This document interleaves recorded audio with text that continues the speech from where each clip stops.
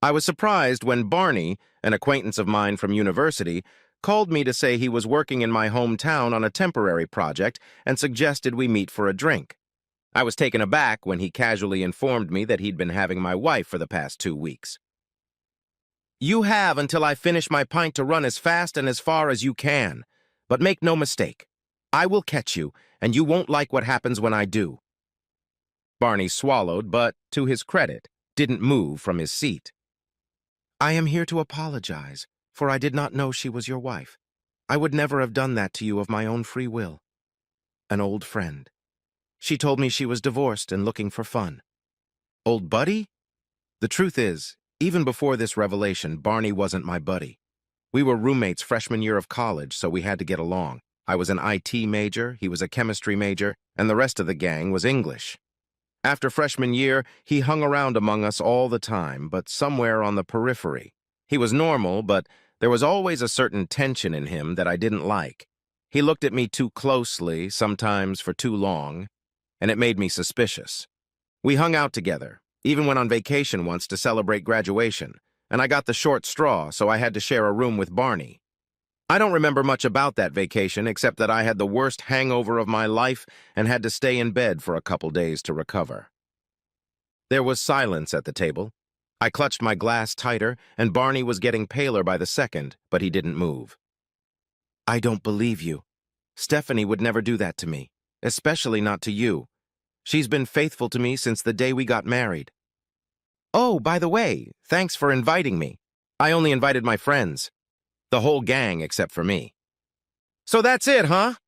You made up that lie about my wife in a fit of rage because you're still angry that I didn't invite you to my wedding 6 years ago. I haven't seen you in 10 years, you miserable bastard." "Well, maybe it wouldn't have happened if you'd invited me. I would have recognized her right away." With those words, he handed over his phone, showing me a naked Stephanie. She posed in front of the camera in lingerie I didn't recognize. She was smiling broadly at the camera. He flipped through the photos to show me pictures of them together with her smiling broadly at the camera. We had always had a good sex life. I never left her out, and she never left me out. That's why it was so hard for me to believe. I loved her so much. She's my everything, and I knew I was her everything. No, I believed in Stephanie. I believed in us too much to fall for that trick. Way to go, Barney. You almost had me fooled. A very impressive deep fake, I gotta hand it to you, but I still don't believe you. I know Stephanie and I trust her. I know she wouldn't do this. Okay, I'll prove it to you. Tell her you're working late. I know you have to work late sometimes or Steph wouldn't be able to meet me." I flinched when he called her Steph. She hates it when anyone calls her by a name that isn't her full name. I tried it once, and I don't make that mistake again. I should have punched him when I had the chance, but I decided to do what he asked, at least to keep him quiet long enough for me to kill him. After I talked to Stephanie, Barney picked up the phone and said, "Hey, Steph, when can I see you again? Tonight? I'll be there in 15 minutes. Don't forget to give Humphrey one of those pills I put in your cheese. You know how much he hates me. If you give it to him now, he'll be asleep when I get there." "You better be lying, you bastard. If you touched Stephanie or drugged my dog, you'd wish you'd never been born." "I didn't know, did I? That's just it. I'm just trying to prove what Stephanie's really like because you don't believe me. I'm sorry. I'm sorry. I had no idea she was anyone's wife, much less yours. Sorry, buddy, but you deserve better. As for the dog, Humphrey's gonna be fine. For some reason, he hasn't accepted me, and all he does is bark and growl when he sees me." "Well, at least unlike some people, he's loyal to me. This pill won't hurt him, it'll just help him take a nap." "You believe me now?" Barney said, sipping his drink. "Give me 15 minutes, then come home. I'll make sure we don't go too far. I can't do that to you now that you know the truth. Just trying to save you from that lying cow." "How noble of you," I growled. He walked away quickly, and I was left sitting there, stunned. Of course he must be lying. Then it dawned on me that maybe this was all part of some elaborate prank the boys had pulled. They dragged Barney into it, and he was so desperate to get back into the gang after all these years that he'd agreed to everything. I guess that's the way it is. It wouldn't surprise me if they all jumped out when I got home. That's why Barney said he wouldn't go too far tonight, because he couldn't. since Stephanie wouldn't agree to go too far purely for a prank. Those bastards almost had me convinced. Feeling happier, I finished my pint and headed home. I crept up to the back door, expecting everyone to pop out to greet me. Humphrey was suspiciously quiet in his basket. I began to feel uneasy again. I entered the hallway. Music could be heard playing, but there were no other sounds. I went into the living room, and there, in front of the fireplace, with his pants down to his ankles, stands Barney. I stood there looking at the whole thing. My legs seemed unable to move. Barney bent in half, and Stephanie stared at me in shock, brushing away the shards of glass. "It's not what it looks like," she shouted. "Stephanie, is that the best you can do? You have an explanation." With those words, I turned around and picked up Humphrey, dog bed and all. I was taking him to the vet, and he was the only one that mattered right now. The vet turned out to be excellent, and there was no waiting at this late hour. Of course, we didn't know exactly what he had been given, but from the looks of it, he was fine, aside from being in a deep sleep.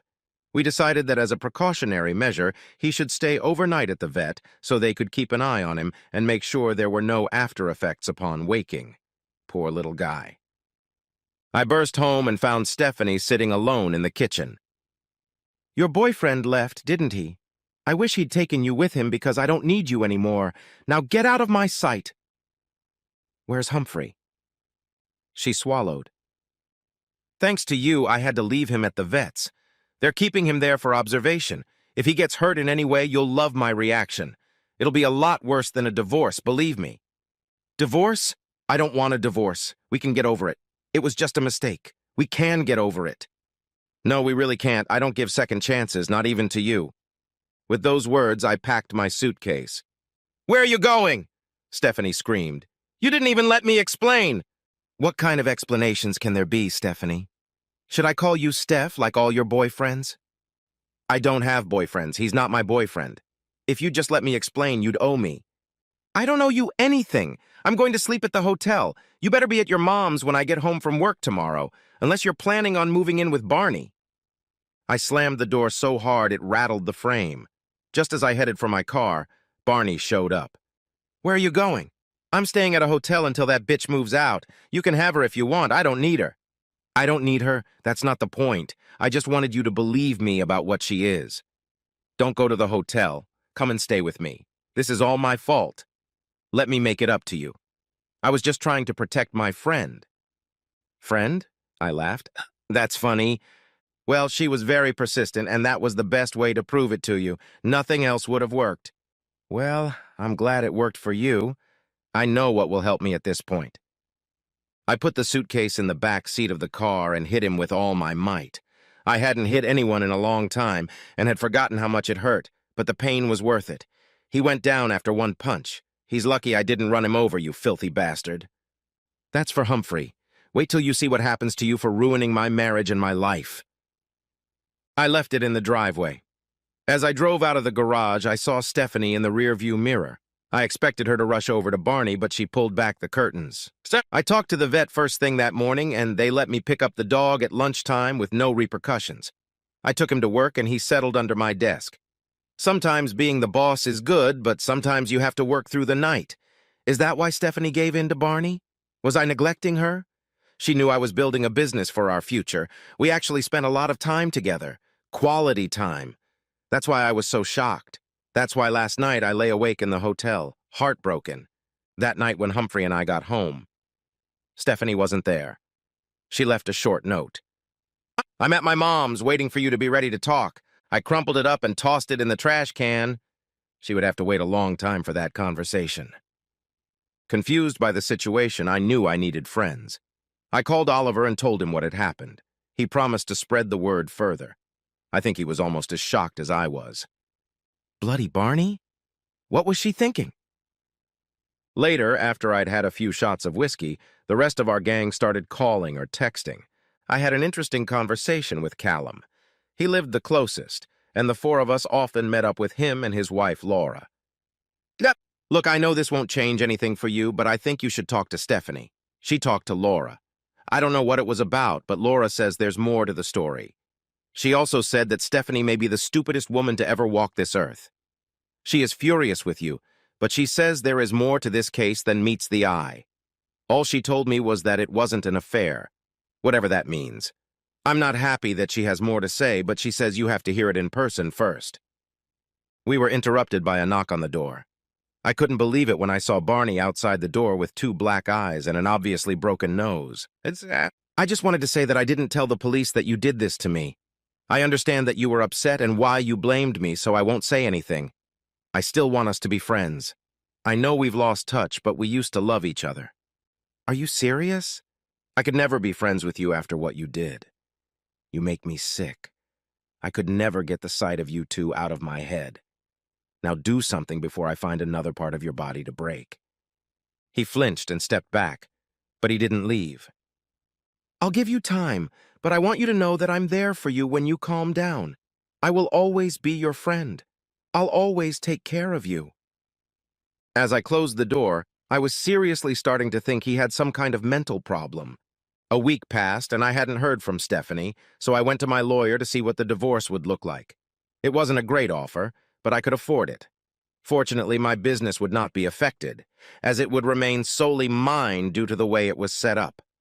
However, Stephanie will receive most of the profits as alimony, unless I can prove that she earns more than me. I will not be doing any additional work from now on. What's the point of that? Friday night, I got a call from my mother-in-law, Maureen. I always got along with her and called her mom, especially since my own parents have been dead for a long time. They're not dead, but they might as well be. They live in Spain and are too busy with their social life to think of their only son. I've always had a special affection for her. Hello, my love. I've been worried about you. Stephanie said I shouldn't touch you, but I can't stop worrying about you. Are you eating? You don't drink too much, do you? Do you need me to come in? I can make you lasagna. I know you've always loved it. The simple kindness, love, and care she had inadvertently shown me was too much, and I just burst into tears. Oh, my poor darling, I'm on my way. When she arrived, she had just entered the house with the spare key. I never had time to change the locks. Soon I was in her arms and let her rock me and soothe me like I was a little kid who fell off his bike and scraped his knee. My stupid girl did that to you. I always loved you like family, and I could have punched her. I really could have. How could she be so cruel? I asked. I thought she loved me as much as I loved her. Thought we'd have kids soon. I know we are, honey, and she really does love you very much. If she didn't, she wouldn't have spent all week in my arms crying. As for being cruel, she's not really cruel. Yes, she was stupid, but she wasn't cruel. How can you say that? That's sort of what Laura said to Callum. Because she only told the truth to Laura and me, what happened and why she did it, that's why. I'm not defending her and she knows it. She's a bloody fool, but I know she loves you and only you. It would be better if you talked to her, and as soon as possible. She must tell you everything herself. With these words, she heated up the lasagna and made me drink a lot of water. No more drinking until everything was settled. It'll be a long time before the divorce is finalized, I muttered. Let's not rush into it. It might not come to that, Maureen said quietly. But if it does, you won't divorce me. I'll still be there for you. I'll still be your second mom. Then I'll tell Stephanie that you'll be ready to talk to her at 10 in the morning. She left quickly before I could object. I slept better than I had the last few days, but I still got up very early, pacing around the house until the confrontation I so dreaded, but knew had to happen. When I saw Stephanie, my heart caught in my throat. She looked even worse than I did. Her hair was unkempt and her face was lifeless, even though she'd obviously made an effort with makeup. I'm sorry, I'm so sorry. Please, just let me talk to you. I'll tell you what happened and then I'll leave. You don't even have to say anything. I don't expect anything, but you need to know the truth. I nodded. At this point, I had nothing to say. The word was definitely hers. I met Barney about a month ago when he came into the car dealership. He started chatting me up and then he noticed my last name, asked if I was your wife, and I said I was. He was very upset, telling me how close he was to your gang and how you just blew him off. He never understood why, said how much he missed all of you, but especially you, talked about you in such glowing terms. I felt sorry for him. Obviously, you were much more important to him than he was to you. You mentioned him several times, and I saw pictures of him, but I felt sorry for him. It was almost the end of the day. You had already informed me that you would be working late. So when he suggested a quick drink, what was wrong with that? I'll just have a drink before coming home with your old friend. I even thought he might tell me some of your old secrets that I could tease you with. Anyway, he turned out to be a good conversationalist, but a little weird. He stares a lot, doesn't he? I didn't like that, but he was nice enough. I only had one drink, and that's all I remember of the first time. I woke up in his bed in the hotel, and it was obvious what we'd done. I tried to get up, to go to the police, to take tests to prove he drugged me. But then he came back into the room smiling.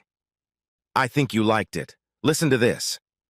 He turned on the soundtrack from the video he had recorded, and my voice really sounded like I enjoyed it. I begged for more, for him to do it harder, faster, deeper. It was horrible. Who would believe me now? How could anyone believe me? I knew the predator had me trapped. You could have told me, and I would have gone to the police with you. I know, but you never would have looked at me the same way. There'd always be some doubt. Hell, at that moment I was even doubting myself. I could still go to the police. At that point I had a chance while I still had drugs in my system, but then he played his trump card. Which was, he didn't just do it to me, he did it to you. Of course he did it to me too. If he hurt you, he hurt me too. No, please, let me explain. When you were on vacation, he did the same thing to you. Drugged you, slept with you, videotaped you, and took pictures of you. He showed them to me. Remember you said that on those vacations you had the worst hangover you'd ever experienced? Afterward, he obviously refined the drug cocktail, used it on me. You didn't look like you were enjoying it. You looked like a zombie, but you were definitely participating. At this point, I ran to the sink and faced my breakfast again.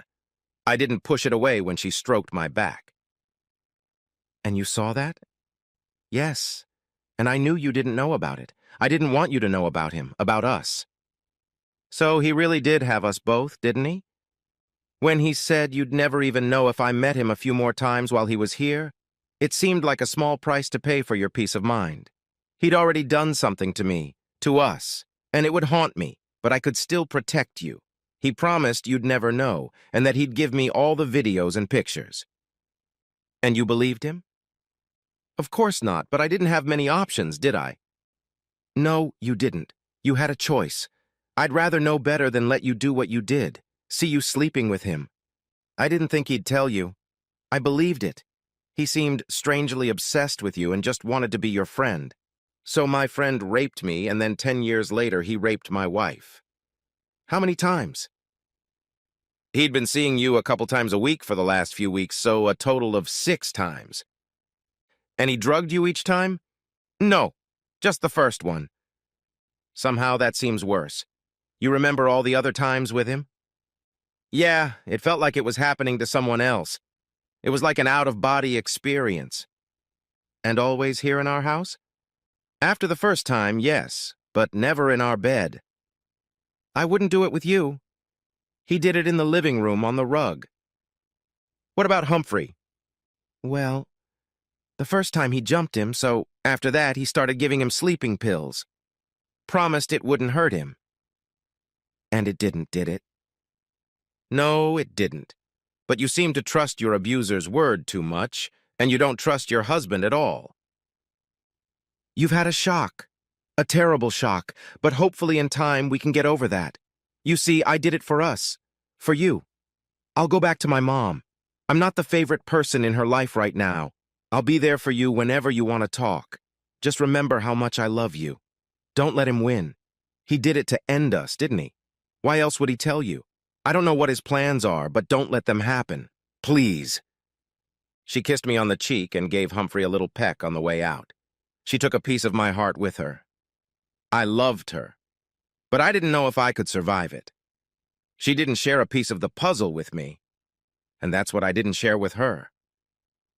That afternoon, the whole gang got together. Callum, Oliver, James, and Harry. Some had come from the other side of the country, but had dropped everything to be there for me, like true friends do. Over a few beers, I told them what Stephanie had told me. They were just as horrified by it all as I was. especially what had happened on our shared vacation. It's weird, Callum said. He never really fit in with us. We ended up together in that apartment. We were never unkind to him. We tried our best, but he never really fit in. I know what Stephanie meant, though. He was never interested in fitting in with us. In fact, he was only interested in becoming your friend. I shuddered, realizing what he wanted from me. But what did he hope to gain by separating me and Stephanie? Who knows? Oliver said. But I can't help but think that this is more about you than Stephanie. What, just because we lost touch? No, said Oliver. I think it's more than that. Remember how he wanted to be the good guy in all of this? Didn't want you to be alone? Wanted to be there for you? So, Harry said, he breaks up your marriage, acts as a supportive friend, and then what? You discover your homosexuality, fall in love, and you ride off into the sunset together. Who knows what that sick little bastard was playing at? Whatever he's up to, it's not going to end well for him, James growled. I'm sorry, Oliver said. There's already a gay in this particular fraternity. Me, thanks. We don't need anyone else. Oliver, I think we need your Connor to handle this. Will he be able to make it? Callum said. He's already here, mate. He's waiting at the hotel. I didn't want to interfere. Well, so call him. He's as much a part of us as you've been since he married you, I said. He'll be thrilled to hear about it. You're out of ideas, and I think we need his help. As soon as Connor arrived, we devised a plan. I knew what to do with Barney, and I also decided what I was going to do with Stephanie. That night, we invited Barney to come over. I think he figured he would see me alone. His face looked a little better, but he was surprised to see the rest of the gang. The whole old gang here again, together like old times. I was hoping it would just be you and me here, he said, looking at me intently. I think we have a lot to talk about, don't you? Whatever we need to discuss, we can all do it together, friends, can't we? I offered him a drink, and he drank it all in one go. He was clearly intimidated by the sight of so many people watching him.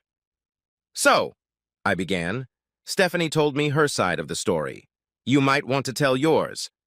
I already told you that she hooked me up by telling me she was divorced and asked if I wanted to have some fun. As soon as I realized you were her husband, I came to you to tell you the truth. You know I would never hurt you. You mean too much to me, you always have.